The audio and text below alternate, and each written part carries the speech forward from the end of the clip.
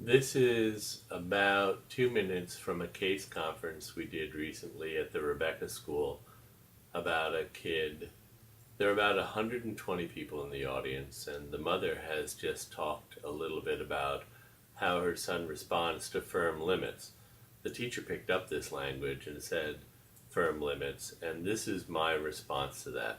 And I point out to the teacher that she's not really talking about firm limits. She's talking about welcoming the child back.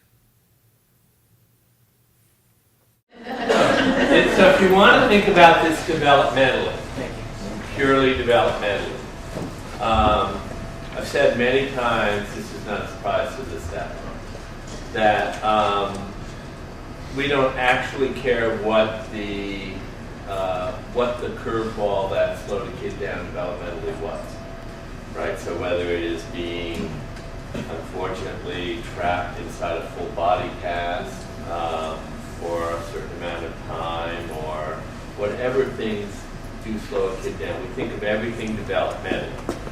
So if you want to think about what everybody's been saying developmentally, you might think, okay, so here is a kid who we know is stuck at some developmental level. Let's see how this all fits in there.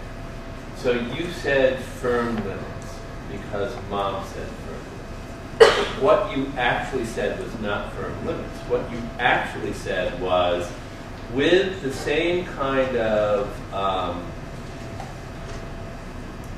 want to go back to the early child development stuff. So when a kid begins to recognize that mommy is a separate entity and begins to try to separate a little bit so that they can get a better look and say, oh, there's another, oh, wow, that's not actually me, that's somebody else. And they begin to separate and they fall down.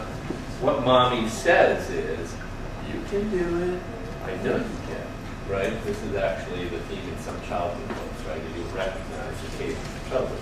I know you can do it, just like a Ducky book that they also I know you can do it, right? And that's what you're saying.